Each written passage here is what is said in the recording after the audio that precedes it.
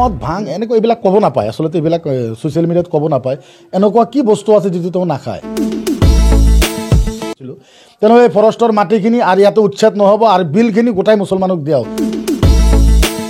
যে সামগ্ৰীয়ে নহয় ভৱিষ্যতত অসমৰ মুছলমান আপোনাৰ লগত থাকিব বহু যোগ্য আৰু নিষ্ঠাবান কৰ্মী থকাৰ পিছতো চামগুৰি সমষ্টিত ৰকিবুল হুছেইনে নিজৰ পুত্ৰক প্ৰাৰ্থী হিচাপে আগবঢ়াই দিছিল যাৰ বাবে একাংশ নেতা তথা একাংশ ৰাইজ তেওঁৰ ওচৰৰ পৰা আঁতৰি আহিছিল চামগুৰিত ৰকিবুলৰ পুত্ৰ তানজিল হুছেইন পৰাজিত হোৱাৰ কাৰণ হিচাপে এই কথাটোকে আমি ইমান দিনে শুনি আহিছিলোঁ কিন্তু শেহতীয়াভাৱে ইছলামিক ধৰ্মগুৰু মুফতি মকিবুৰ ৰহমান আজহাৰীয়ে চামগুৰিত বিজেপি জয়ী হোৱাৰ এনে এটা কাৰণ দৰ্শাইছে যদিহে সেই কাৰণটো সঁচা হয় তেনেহ'লে সমগ্ৰ অসমবাসীৰ কাৰণে হ'ব ই এক মাৰাত্মক বিষয় নমস্কাৰ দৰ্শকসকল আজি পুনৰ আন এটি ৰিয়েকশ্যন ভিডিঅ' আপোনালোকৰ মাজলৈ লৈ আহিছোঁ আহক প্ৰথমতে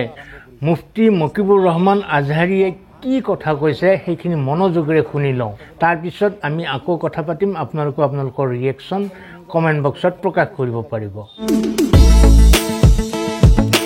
আৰু বহু কথা আছে ৰকিবুল হুছেইন হাৰাৰ বহুত কাৰণ আছে আৰু বহুত পাপ আছিল তেওঁৰ এইটো মনত ৰাখিব বহুত পাপ আছিলে আৰু আল্লাহ পটককৈ নধৰে নহয় মানুহক লাহে লাহে ধৰে গতিকে ধৰা আৰম্ভ হৈছে ইনশাল্লাহ আৰু ভৱিষ্যতত দেখা যাক আগে দেখো কিয় হতা হে দেউতাৰ কাৰণে মানে তেওঁৰ বহুত পাপ আছে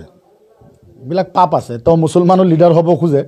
তেওঁ ইছলামিক কালচাৰৰ মানুহ নহয় মই যেতিয়া কৈছিলোঁ ইছলামিক কালচাৰৰ মানুহ তেওঁ নহয় তেওঁ তেতিয়া 2 দিনৰ পিছত তেওঁ কোৰাণ পঢ়া আৰম্ভ কৰিছিল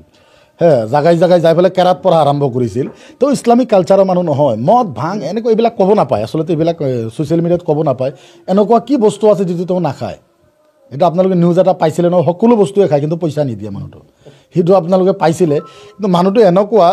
ইছলামিক বিৰোধী যিমান বস্তু আছে সকলো বস্তু তেওঁ খায় এইটো মই নিজে গাৱা আছোঁ আৰু এইটো কোৱাৰ কাৰণে মোৰ অকণমানো লাজ লগা নাই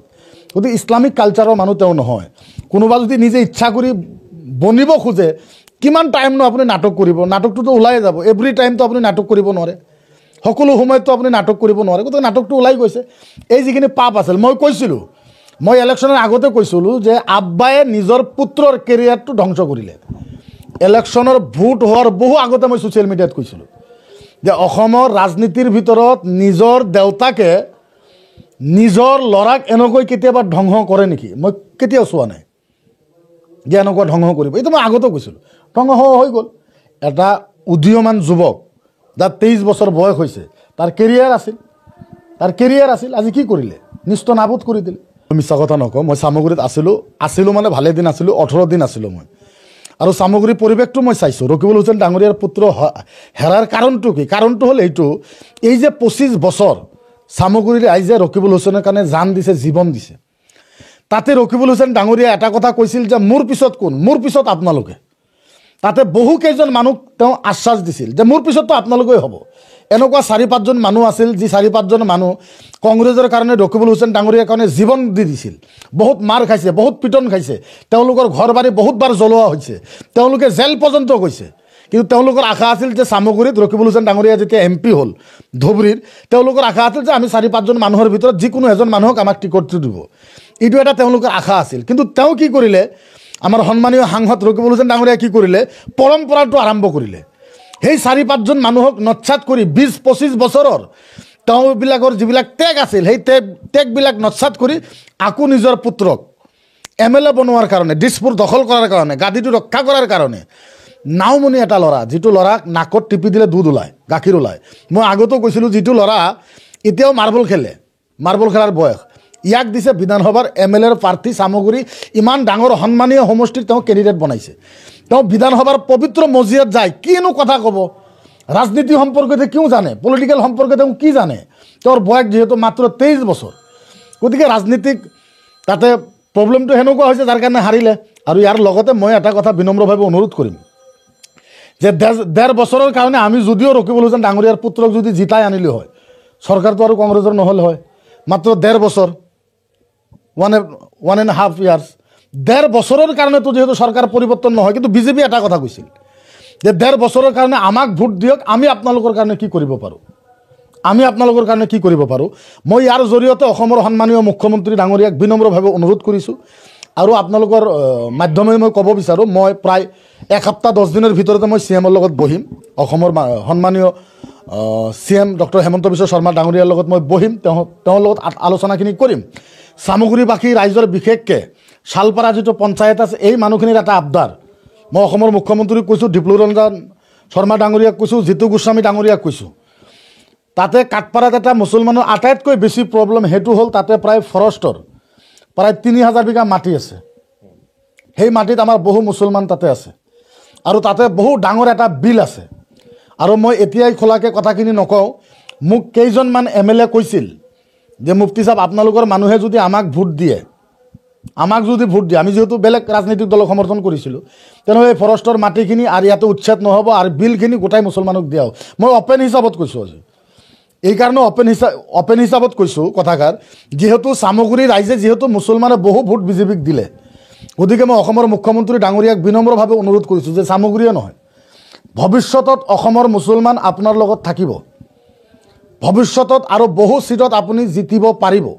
মোৰ এনেকুৱা লাগি আছে কিন্তু কিছুমান কাম আমাৰো কৰিব লাগিব আৰু মুছলমানক যেটো আক্ৰমণ কৰা হয় সময়ে যেটো আক্ৰমণ কৰা হয় ইছলামৰ ওপৰত যেটো আক্ৰমণ কৰা হয় এটো বন্ধ হ'ব লাগে গণতান্ত্ৰিক দেশ ডেমক্ৰেসি দেশ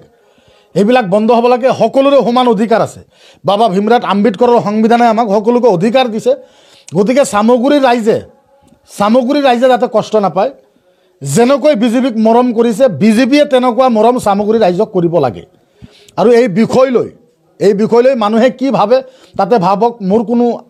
আহে নাযায় মোৰ কথা হ'ল যোনে মোৰ কাৰণে ভাল কৰিব মোৰ কামৰ কাৰণে ভাল কৰিব মোৰ ধৰ্ম ইছলামৰ কাৰণে যোনে ভাল কৰিব মই তেওঁলোকৰ লগত এভৰি টাইম দৰ্শকসকল আমাক ভোট দিয়ক আমি উচ্ছেদ বন্ধ কৰিম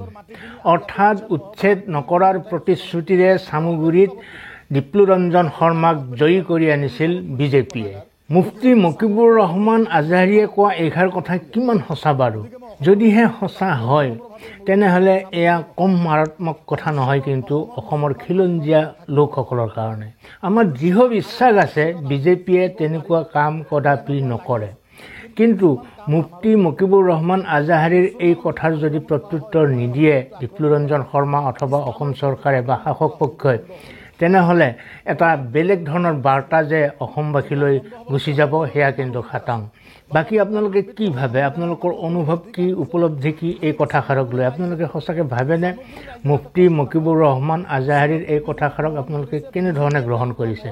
কমেণ্ট বক্সত লিখক সেই কথাখিনি আন এটা ভিডিঅ'ৰ সৈতে আকৌ আহিম আজিলৈ এৰিছোঁ সকলোৱে ভালে থাকক ধন্যবাদ